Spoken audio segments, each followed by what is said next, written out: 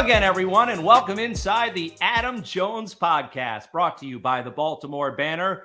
And, of course, I'm Jerry Coleman. He's the big Laker apologist, the former five-time MLB All-Star. He doesn't need sensitivity training. He's Adam Jones. Hey, happy Mother's Day coming up this week, Sunday. You and I, unfortunately, are without our moms. It still hurts for both of us each and every day. We miss them so much, but we want to salute all the moms out there this week, AJ. 100%. They celebrated it out here in Spain, and, we're going to celebrate it again next week. So, miss you, Mom. Yep, same here. Today in episode number 29, folks, we're going to be joined. We've been waiting for this one for a while. He is the executive senior VP and GM of the Baltimore Ravens, Eric DeCosta, after he signed Lamar Jackson to that 5-year deal.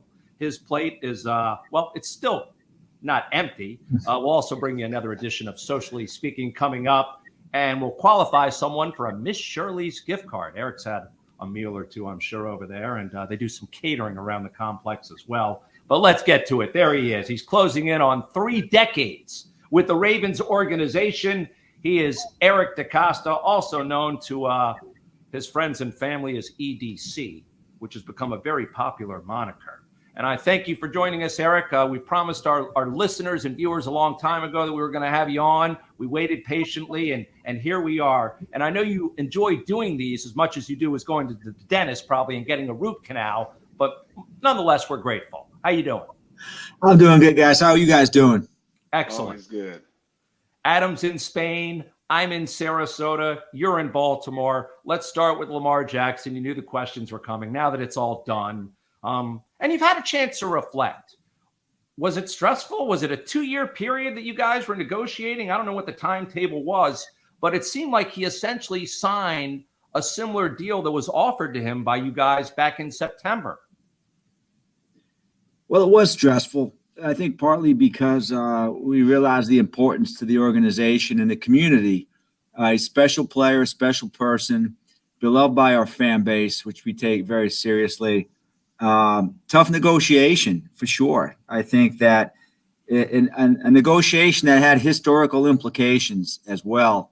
Looking at the history of the NFL.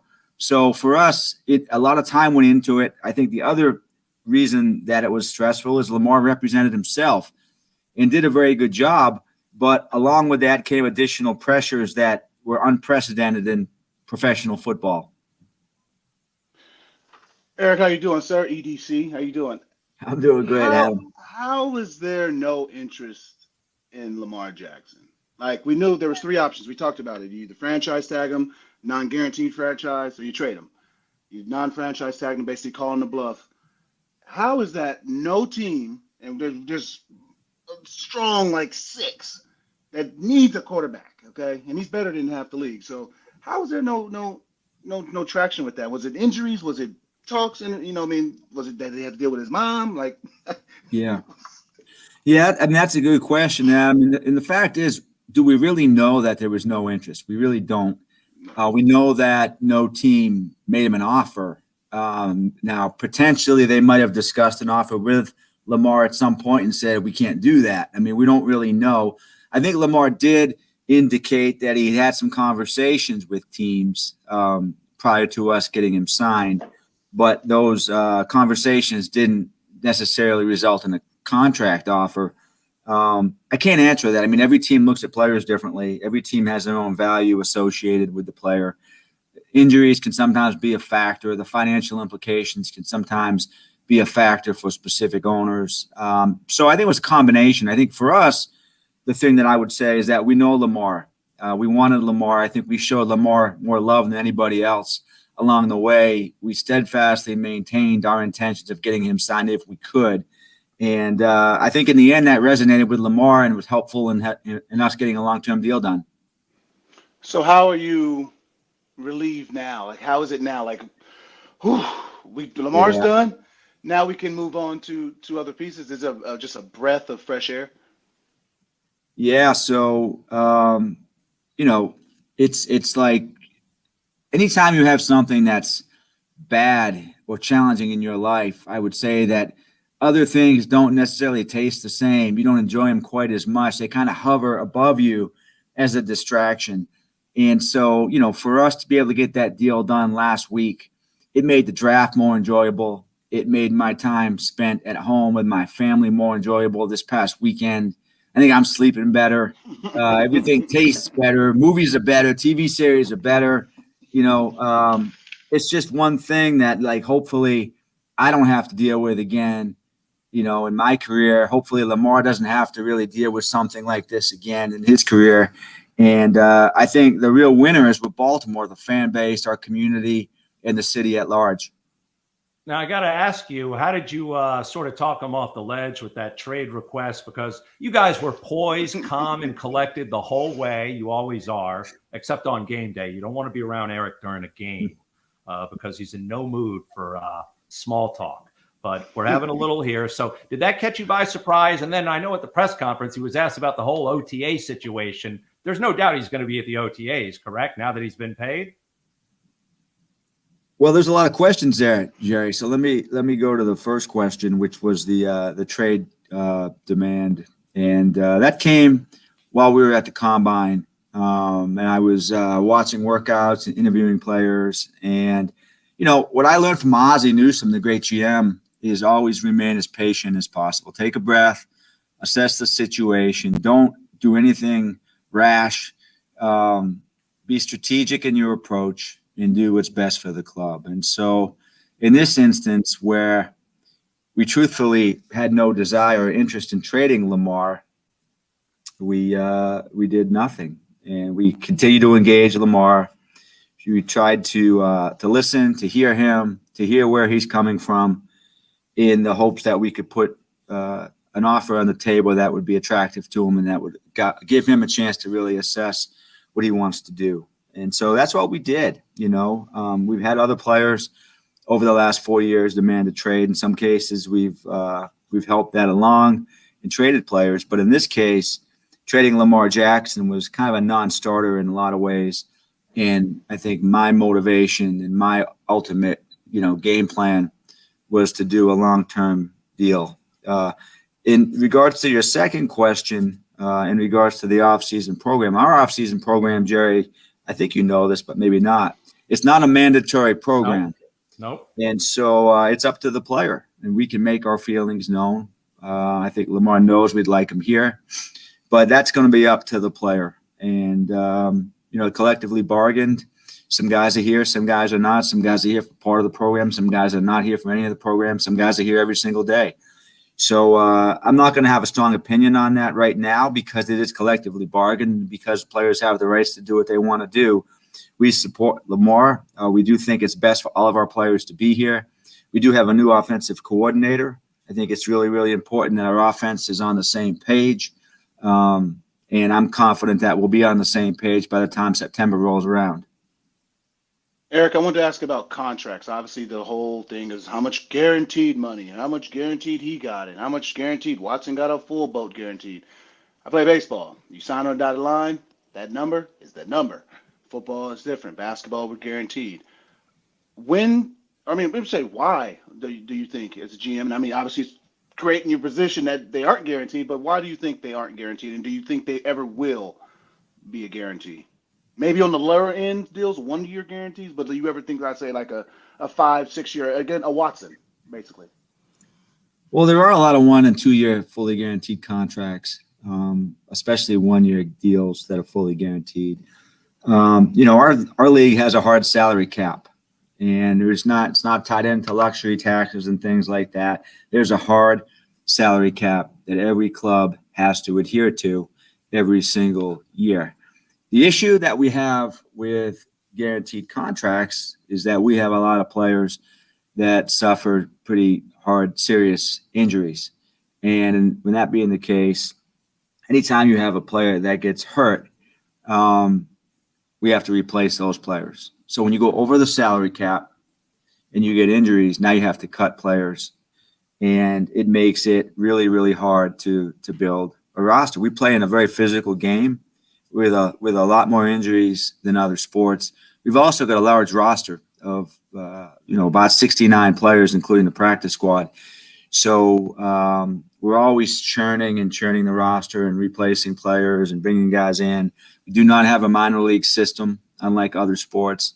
So the financial aspect of our game is dramatically different from other games. We do have the ability to do fully guaranteed contracts, and if a club wishes to do a fully guaranteed contract, it can. The issue becomes when you cut a player that has a fully guaranteed contract, you then bring in what's known as dead money, which is money that you're paying players who are no longer on the roster. In another sport, dead money it's money lost to the owner, but it's not money in a lot of cases that's counting on a specific salary cap. In our business, that dead money counts on a salary cap. And when that happens, now we're taking money from other veteran players on the team. They can't get paid as much because of dead money being paid to other players who are no longer on the roster because they had guarantees. So that makes it challenging for a club. And so, of course, for a club, we want to have the flexibility to be able to bring in as many players as possible that we have to based on injuries.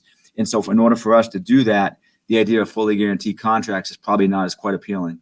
More ahead with the Ravens GM Eric DeCosta coming up here on the Adam Jones podcast. But first, let's hear from our dedicated, loyal sponsors who you should be supporting, folks. The Adam Jones podcast is brought to you by the locally owned and operated Miss Shirley's Cafe, an award-winning breakfast, brunch, and lunch restaurant with 3 locations in Maryland. Miss Shirley's has been featured on Food Network's Diners, Drive-Ins, and Dives, and Triple D Nation, as well as Travel Channel's Food Paradise. Miss Shirley's Cafe has also been named Maryland's favorite restaurant by the Restaurant Association of Maryland. Visit Miss Shirley's Cafe in Roland Park, Inner Harbor, and Annapolis. Go to MissShirleys.com. By Be More Around Town, which is now booking for their #Orange road trips to Atlanta, Wrigley Field, San Francisco, which includes a pit stop in Napa Valley, and Yankee Stadium, among others. Learn more now at BeMoreAroundTown.com. By the very respected folks at the Weinman Company. By Hollywood Casino Perryville. To some, it's a game of chance, but for you, it's a game of choice. Hollywood and Barstool are bringing you more ways to bet in Maryland. Catch all the action in person at Hollywood Casino Perryville at the Barstool Sportsbook, or bet online with the Barstool Sportsbook app. When you download the Barstool Sportsbook app, register and wager, and you can get up to $1,000 bonus cash. Plus, get up to $1,000 when you sign up and wager in person at Hollywood Casino Perryville. Play from anywhere and get up to $2,000. The choice is yours. Must be in the state of Maryland to wager and over 21. Please play responsibly. For help, visit mdgambling.org or call 1-800-GAMBLER. By Jack Daniel's, 2 legends, 1 can. Jack and Coke, the #1 cocktail in the world, is now available in a can. Yes, it's true. Jack Daniel's Tennessee Whiskey mixed with Coca-Cola or Coca-Cola Zero Sugar are now both available in a can. 2 legends, 1 can. Jack and Coke. Ready to drink? Please drink responsibly. Whiskey Specialty, 7% alcohol by volume. Jack Daniel's Tennessee Whiskey, Lynchburg, Tennessee. By G-Leaf Medical Cannabis Company. Visit gleaf.com. gleaf.com offers free delivery. Medical cannabis is for Maryland patients only. And the Baltimore Banner. The Banner is offering 6 months of unlimited digital access for only $1. To get started, visit thebaltimorebanner.com/AJ. And now we have a lot more to get to with Eric DeCosta here exclusively on the Adam Jones podcast. Back to EDC. All right, so Jerry was explaining to me dead money a couple of weeks ago. I still don't understand it. Is it like? Well, I don't do a good job in explaining. That's why. No, so if a guy's making $5 million, he gets hurt. He's hurt for the rest of the year. He can't play. If he's hurt, that money is just dead.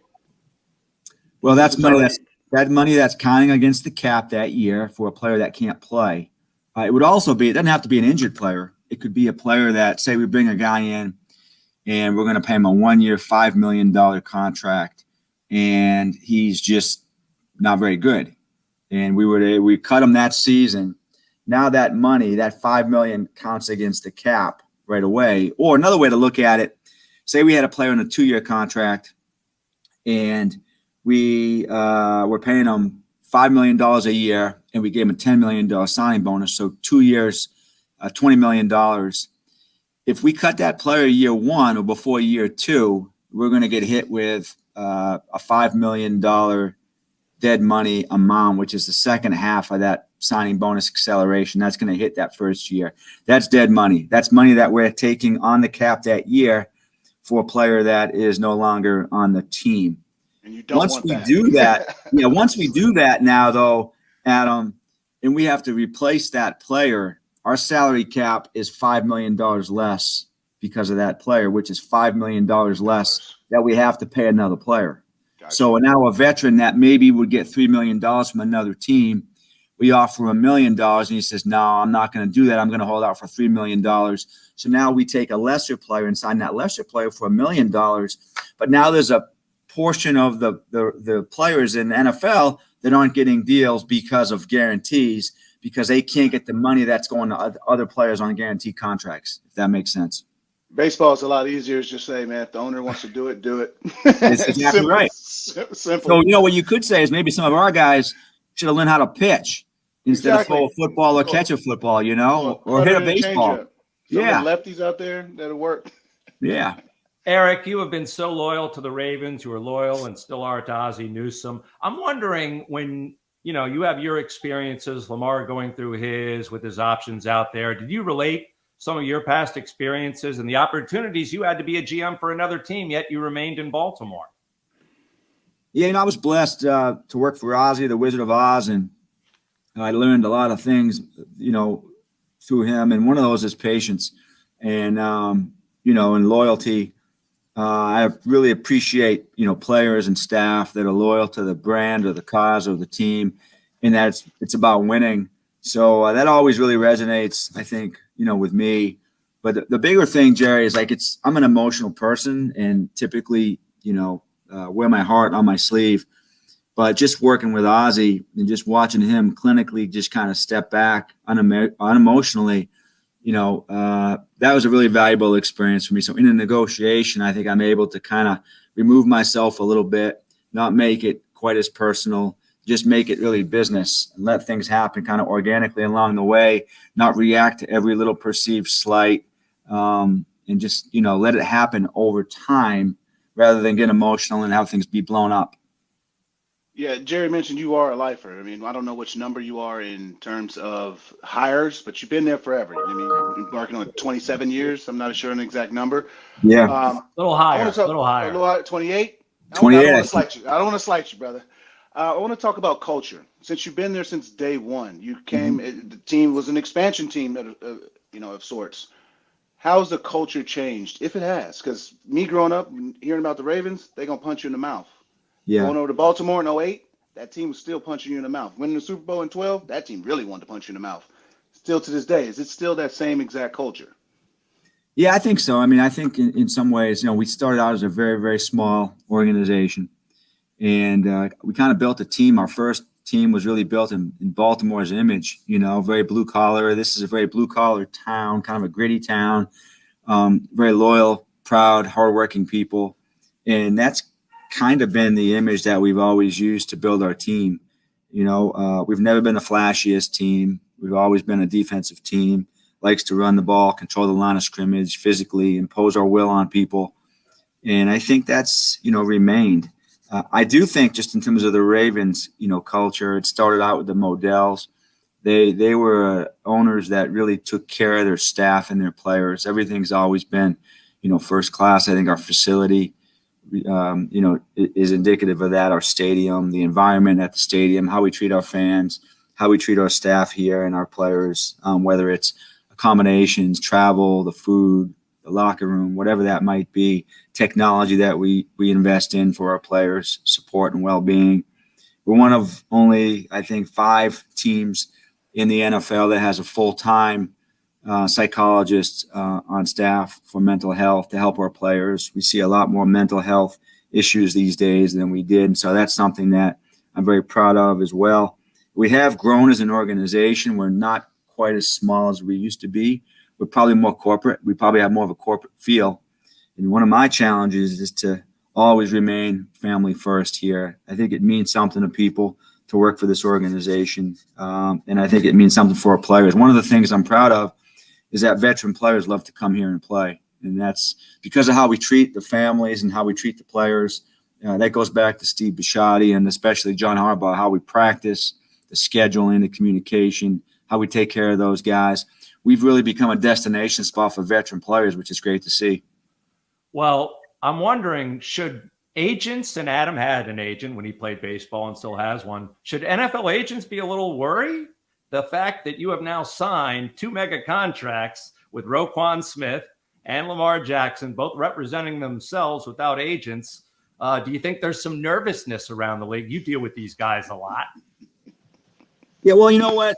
Jay, I got to tell you, man, and I hate to say that, I have a lot of friends that are agents, but it's not rocket science in a lot of ways, especially in those rookie deals.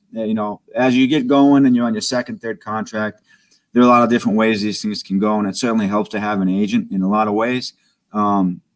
It can't happen, though. And what we see now is players becoming more confident in their abilities to negotiate deals. We've seen players become more empowered in terms of their careers and decisions that they make. And I think it's great.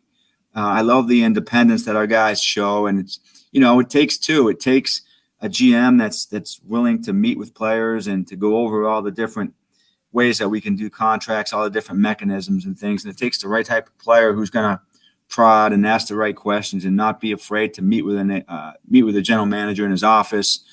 And also take some criticism, because that's one of the hardest things I dealt with was, when I deal with an agent and I'm talking about a player, it's much easier for me to be transparent and be critical with an agent about a player than actually to a player about himself.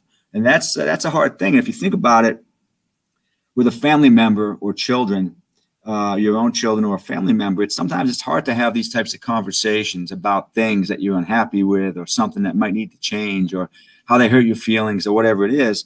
But it's much easier to have those conversations with business people or someone you work with than it is somebody in your family. And so when you do negotiate with a player directly, in some respects, it's like having a personal conversation with a family member, and those can be challenging. I want to get to the gridiron. All right, I want to get to the gridiron. You signed my boy Odell. I'm glad that's a big signing. Obviously, D Hopkins still out there. I don't know if you can finagle that, but that's getting salary cap. I'm sure you ran the numbers. How did Odell come? Is D Hopkins still on the radar? Is there anything as anybody else, wide receivers wise, or any other positions still on your radar? Yeah, well, Adam, we're never going to be done building the team until the season's over, and we have a lot of different ways to do that: free agency, undrafted free agency, the draft, trades, signing guys along the way, which we can do. I think 3 out of the last 4 years we've made a trade before the trade deadline, which is fun for me. We've signed some big free agents. Odell came about really a year ago, or like last October. We started talking to his agent a little bit, a guy named Zeke, that I've known for a while, who does a really, really good job. And we were interested in potentially Odell joining us towards the end of last year. He wasn't healthy enough to do that, but we were able to maintain the relationship and continue to stay in touch with him. And those conversations just continued to morph throughout the beginning of the new league year. We were interested in meeting with him. We had the chance to do that out in Arizona. It was a very productive, very illuminating meeting. We spent some time with him out there at the owners' meetings. And that was probably the first time that I thought, hey, this might actually happen. The conversations were good. Steve Bisciotti got involved a little bit. And we were able to hammer out a deal. And I knew we were the underdogs going in. We understood that. I mean, Baltimore is not, Los Angeles. It's not New York. It's not Chicago. It's not one of these. It's not Miami. It's not necessarily a place where players love to go. But we felt like we had a chance. I think we were honest about our intentions. We kind of understood what was important to him. We really appreciated his position on terms of like what he's looking for and how he wants to get there. Very genuine in his assessment and what his goals were moving forward. And we were able to get it done. And it was an awesome experience. I was actually at the movies with my sons watching that Nike movie that came out. And we were just at the point in the movie where Michael Jordan decides to sign with Nike over Adidas. When my phone rang, and it was Nick Matteo, our cap guy, and he said, man, I think we're going to get this guy. And it was the day before Easter. I was overcome with joy. It was a great feeling. I think my son Jackson was the happiest because he's all about receivers. And he's been telling me for 2 years, Dad, we got to get some receivers in here. And, I think he was the happiest. And so in regards to any other players, if they're on other teams right now, it's hard for me to talk about them based on the rules, the tampering rules and such. But I will say this, that any player that is available at any point, we're going to evaluate, we're going to look into, we're going to vet, and we're going to do what's best for the club. And if we think we have the chance to get better as a football team, then we're going to attack that viciously to build the best team we can. All right, don't count this against my time, but just for clarity's sake, you didn't take a phone call in the middle of a movie theater, did you? No, I just checked. I put my phone under my shirt, and I went down like that, and I looked, and I could see what the text message was. And I looked at my son, and I said, man, I got a good feeling about this. And he was like, can we leave now? And I said, no, we got to see the end of the movie. All right, good story there. We know about the decision not to pick up the fifth-year option with Patrick Queen. You guys went ahead and drafted the linebacker out of Clemson, Trenton Simpson, in the third round. What does this mean for Patrick? We saw a tweet where he put out sheesh when he saw the decision was made. Is his career over as a Raven right now, or it's still in flux? Oh, I don't think it's over, Jerry. I mean, he's under contract. He's a very, very good player. I think he had his best year last year. He played his best football towards the end of the year. And, this is just strictly a business decision as we assess the team and the salary cap and where we are moving forward. We just really weren't ready to commit to that type of number on the fifth year. And it doesn't mean that Patrick won't have a chance to do an extension with us, because I certainly think he does have a chance to do an extension with us. And, drafting Trenton Simpson was really about drafting the best player on the board at the time. He was a guy that we thought was a borderline first-round pick, outstanding skill set. And while it's not necessarily the biggest need for the team, what we've seen over the years is that your needs can change quickly, and that the situation with your roster can change quickly. And so over time, it's like value investing. Over time, we believe that drafting the best player available is the best way for us to remain competitive every single season. So I don't think fans should really, react too strongly or try to draw too many conclusions from us not picking up the fifth-year option. There are many different situations over the years where clubs have done the same and done long-term deals after the fact, and we do think that's definitely a possibility with Patrick. Nice. Is there anybody else, J.K. Dobbins, that's, any other similar players under contract that you might be looking, hey, we might need to lock these guys up before they get too good, too expensive. That's always the thing. You want to get them before they get too expensive. Yeah, I mean, that's right, Adam. We've tried to be as proactive over the years as possible. One of the things when I came on as GM that we want to try to do is sign as many of our guys back. And I think we've done that in a lot of ways. You can look at guys like, Nick Boyle, Ronnie Stanley, Mark Andrews. We signed Marcus back. We did Roquan. There's been a lot of different guys. And, we'll continue to try and do that. Now, I will say when you have a quarterback making a lot of money, it's more challenging. When your quarterback is on a rookie deal, it's easier to bring back a lot of different guys. But as we look out next year and we see we have some guys in the last year of their contracts, one of the things we're working on right now is how can we bring some of these guys back on an extension to kind of remain strong at the bottom of the roster and that mid-level of the roster, so that we're not really one of these teams, these top-heavy teams that have these really, really good players on top but don't have the depth in the bottom to sustain a lot of success. I had a question on top of that. Restructuring contracts, does it mean exactly what it says? Like, I'm making $10 million this year, we can go talk, and I make $8 million this year, $2 million slides to the back? Is that? Well, there are a lot of ways to do that. So what you might see sometimes is a cap deal. When you hear a cap deal, that's basically a way for the club to free up salary cap money in that given year. So hypothetically, players making $10 million in salary this year, what you might do is if the player's got, say, 4 years left on his deal, you might give him an $8 million signing bonus to bring his salary down to $2 million this year, and then spread that $8 million over 4 years. And so now his number goes from being $10 million to being $4 million this year. So you save $6 million of cap room. When you do that, though, you're not necessarily saving money, because you're just increasing the cap numbers in future years. Those cap numbers all go up now in that scenario by $2 million per year. So it's like you're moving money. You're not necessarily saving money. That's a cap deal. An extension typically will take place when a guy has future years on his deal. Could be 1 year, could be more than 1 year. You add additional years. You give them some guaranteed money. You figure out what you're going to pay him in those additional years, but you're going to give him guarantees, and you're going to give him upfront probably signing bonus money. And then is what I would call a reduction. And that's when a player is making X amount in any 1 year. And you say, you know what? We can't afford to pay you. we can't afford to pay you this amount.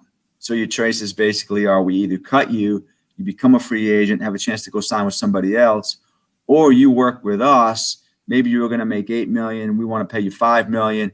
You've had the chance, your agent has had the chance to see what your market might be. If you figure out that your market might be $4 or $5 million, you may say, I want to stay in Baltimore and take the haircut. If not, you might say, well, cut me and I'll take my chances out there and go play someplace else. In some cases, we end up cutting the player. He goes out and has a chance to see what his market might be at him and says, you know what, I'll come back to you guys. That happens more than you think it actually does. Every once in a while, a guy goes, you know what, I think I can get this. And I say, you know what, I can't pay you that, so good luck. And he goes out and actually gets that. And I'm like, man, more power to you. Your agent did a great job. You did a great job. We can't pay it. We think you're worth it someplace else. Good luck and have a great career. Now, I know we're talking dollars. I want to try and make sense because you tune out a lot of the media noise, and rightfully so. But during the whole Lamar situation, there were people in the media calling the Ravens cheap, for not stepping up to the plate. The fact of the matter is you've paid Roquan, you've paid Ronnie, you've paid Marlon Humphrey, you've paid Mark Andrews. So where does this come from? I think it's just agenda. I think people want to be controversial, Jerry. And a lot of times what we see really isn't based in fact. It's based in fiction, hyperbole. Like I said, agenda, could be, working with agents, could be trying to make a name for yourself, whatever it is. In the end, we just try to drown all that out. We have a conviction based in fact, evidence, data, relationships. We try to stick to that as possible. We want to be as strategic as possible and do what's best for the player, but also do what's best for the club and also the community. So as a GM, I constantly feel that push and pull. We want to take care of our players. We want to be fair to our players. We want to create an atmosphere for our players to succeed. But we also feel a responsibility towards ownership, towards the brand, towards the league, and towards our fans. And so it's a never-ending struggle to do what's right. And I would say this, someone told me this one time, when you start listening to the media or the fans, be careful. You might be sitting with them someday. And we try to do what's best for the club so that we can build the best team possible to win. Not always popular with people, but in the end, what we hope is that they'll look back and say, they were pretty smart what they did, and it helped that football team quite a bit. A previous guest of ours 2 weeks ago, a good friend of yours now, Sig Mejdal, very fond of you. How did that relationship come about? Well, hold on. We should play the clip for Eric. Let's go to the videotape. When there were rumors of Mike Elias and myself coming to Baltimore, like Eric was the biggest supporter of that. He was texting more often than family for updates. You got a nicer office than him. I'm going to say that right now. Well, I've known Sig and Mike for a while now when they were working for the Astros. In fact, the first time I met those guys in person was at a game at Camden Yards. They were working for the Astros, and I had the chance to sit with Jeff Luhnow and Sig in the visiting owners suite. And that was the game. I mean, you have to look up the game. Adam, you might remember this game. That was the game where I think the O's hit 4 or 5 home runs in a row to start the game. It was the first inning. It was in Baltimore. And I think the first 4 hitters hit home runs. The Orioles were winning that game, I want to say like 9 or 10 to nothing. The Astros actually came back to win the game. But baseball is not like a football game. Like for me, I would not want to be meeting with anybody during a game. I'm all focused on the game. We have 17 games. Every game is extremely important. And, I looked at one point to Sig and Jeff, and I said, guys, if you guys want me to leave, I'll leave. You just gave up 4 home runs to start the game.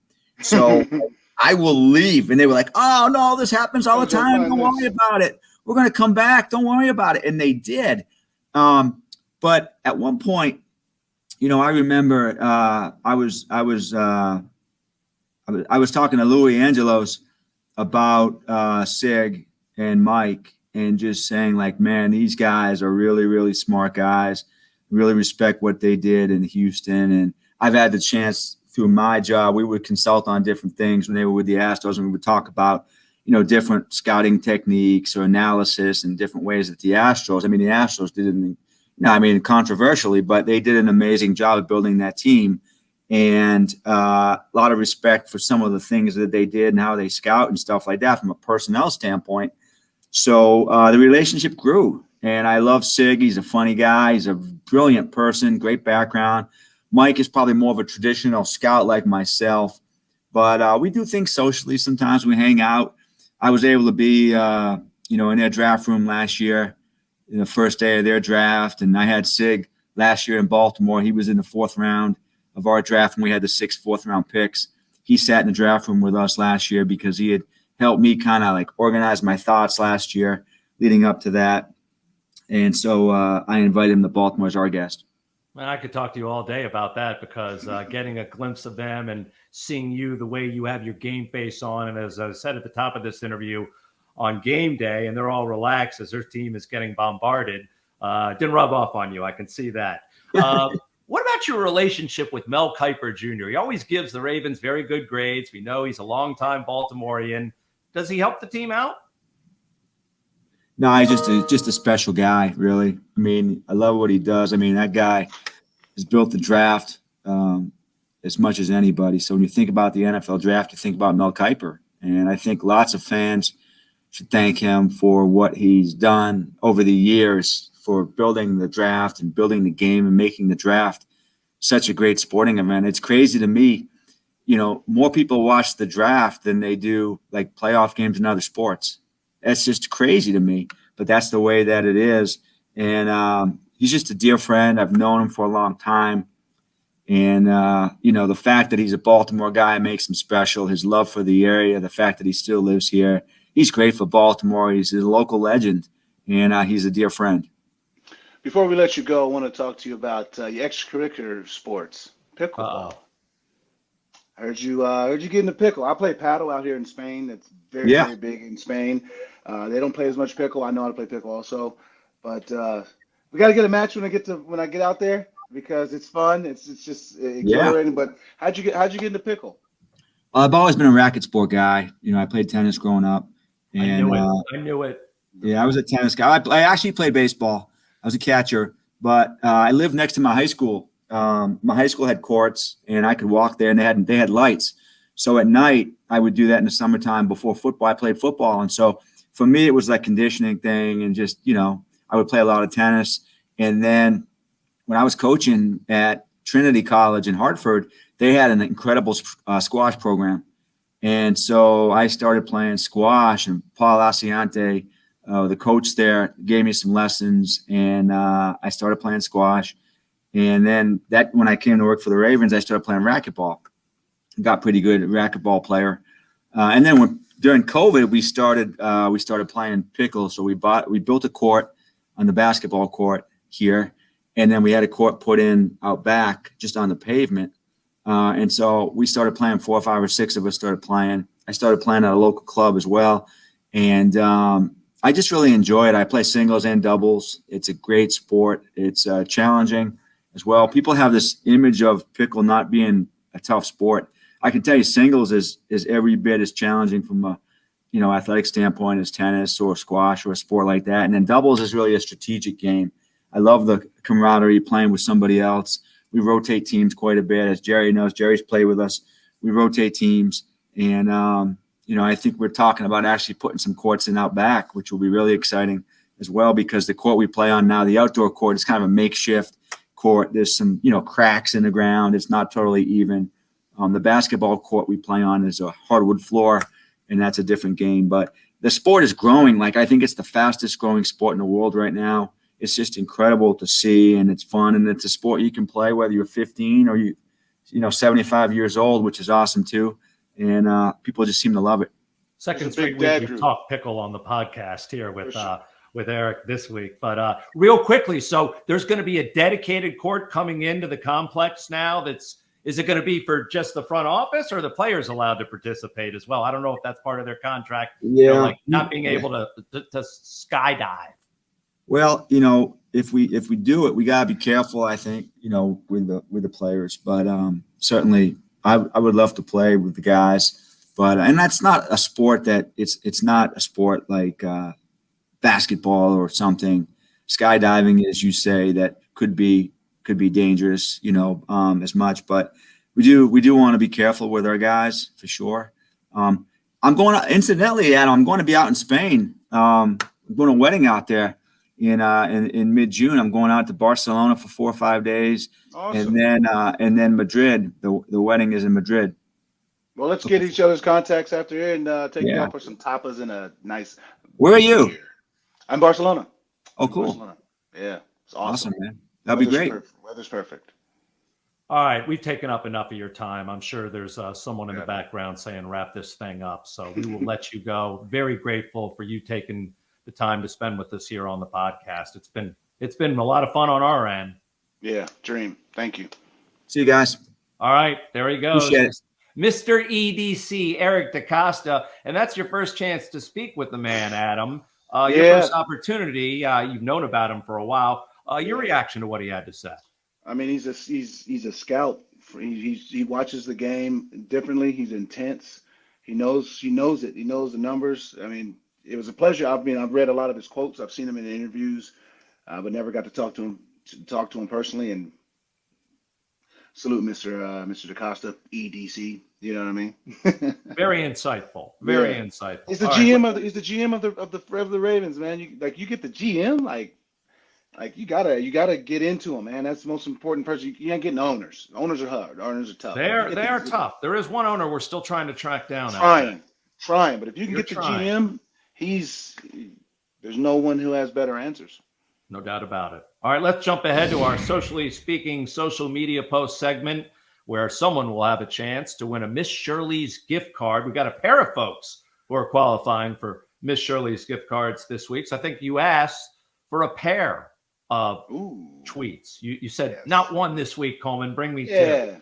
So this week, again, you can always follow us and reach us via social media, whether it be Twitter, Instagram, or Facebook at Adam Jones Pod, at Adam Jones Pod. And the first one up is from at C Bargs. And C Bargs writes, O's are going to need a frontline starter if they want to make a run in the playoffs.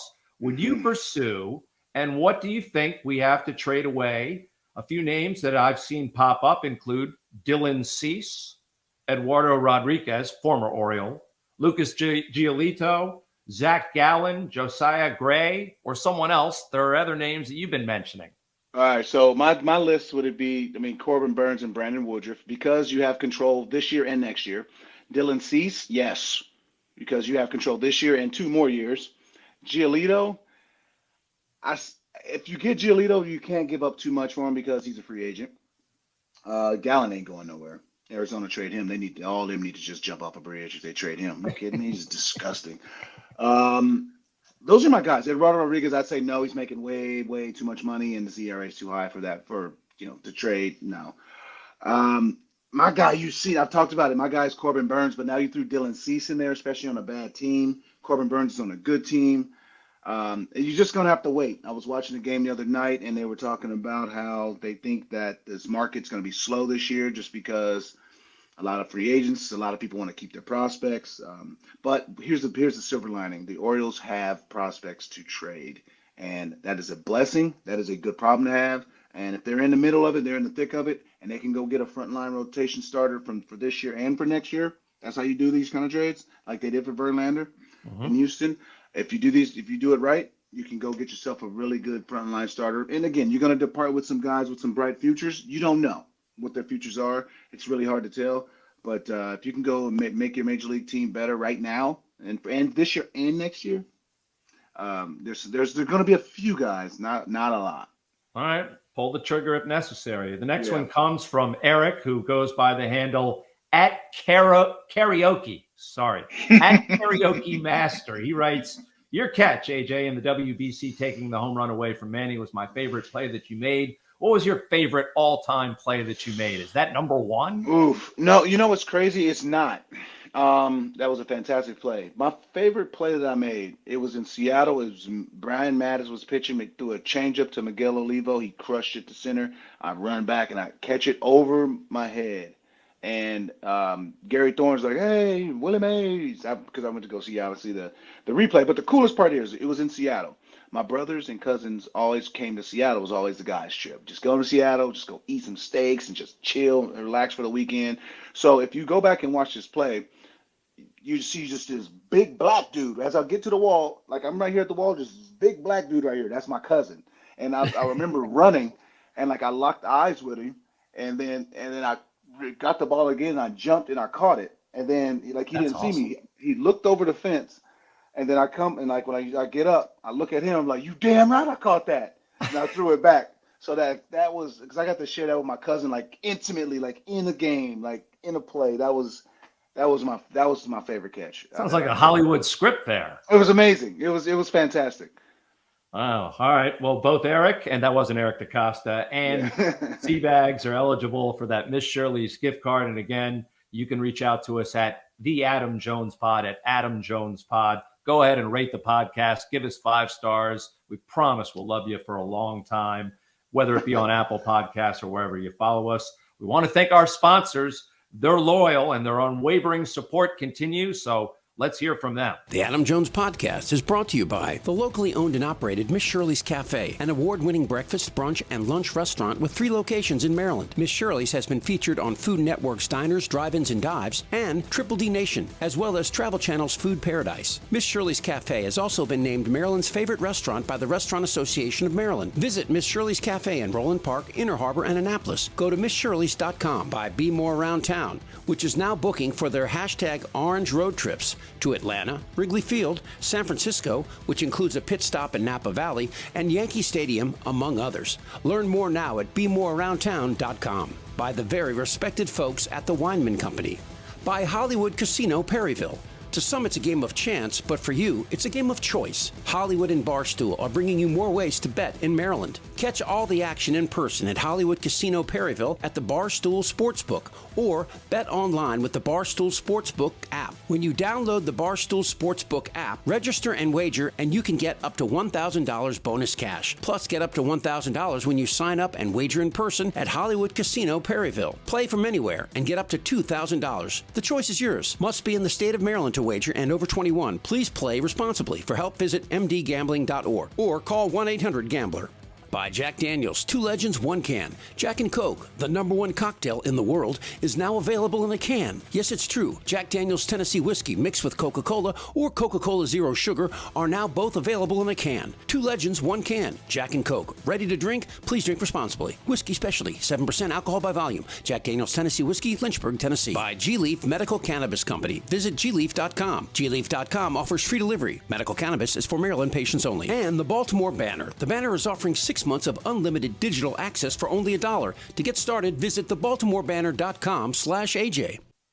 All right. Thanks to our senior executive producer. He is everywhere. He's omnipresent. He is Chip Franklin, putting this episode and right there on the couch. Again, happy Mother's Day out there. Go out and subscribe to the Baltimore Banner. Be kind, be real, and be back here next week, folks, for another edition of the Adam Jones Podcast. Lakers in 6. No. You'll be done with that shirt by next week. I'm sick of seeing that shirt. We can end it now.